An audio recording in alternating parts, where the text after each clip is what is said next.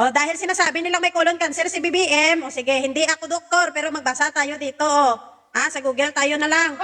Stage 4 colon cancer, ano ba yung mga sintomas? Tingnan natin kung meron ito si BBM.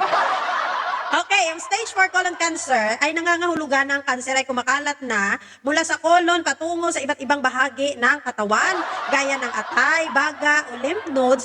At sa yugtong ito, ang mga sintomas ay mas malala at maaaring kasangkutan ng paghina ng buong katawan.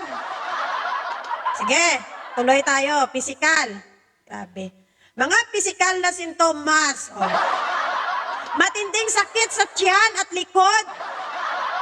Masakit palagi siya ni BBM at likod niya. Lagi ngayon nagtatrabaho.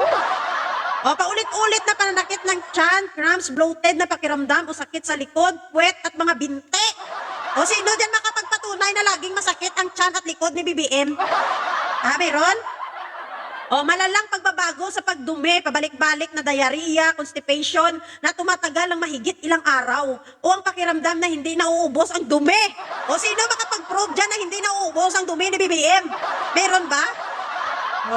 May dugo sa dumi. Pag dumi na may maliwanag na dugo o maitim. Meron dyan nakapagpakita ng kain ni BBM dito na may dugo? Meron ba? Pangangayayat at pagkawala ng ganang kumain. Mabilis at hindi may paliwanag na pagbaba ng timbang. Diyos ko. At madalas na pakiramdam na busog agad kahit kaunti pa lang ang nakain. Sino ba dyan makapagpatunay na walang gana kumain si BBM? At nakita naman natin, hindi naman mamayat ang Pangulo natin. Bigla ang pagkapayat. Parang si Roque ata tinutukoy nito. Ay, Diyos ko. Parang si Roque tinutukoy nito Ito pa, matinding pagkapagod pakiramdam na sobrang hina, pagod na hindi mawawala kahit magpahinga, nadulot ng anemia o mababang red blood cells. Matinding pagkapagod, yung Pangulo natin, lagi yan sa field. Lagi nga yan nagtatrabaho. Ito pa. Pagduduwal o pagsusuka. Ito ay maaari daw na nangyari dahil sa tumor o pagbara sa bituka.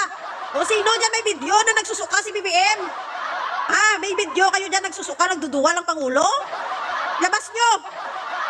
Ito pa, paninilaw ng balat o mata. Maaring senyales na kumalat na ang kanser sa atay. Nanilaw ba yung mata ni BBM? Yung balat niya, yelo na? Yelo yung ngipin niyo, pero yung mata ni BBM. Baka ngipin yung yelo.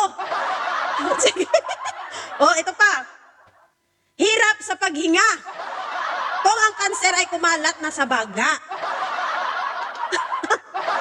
Nahirapan ba si BBM maghinga? Lagi bang may dalang oxygen si BBM pag naglalakad siya? Ngayon, kung merong sintomas yan si BBM, maniwala kami na may colon cancer siya. Diba?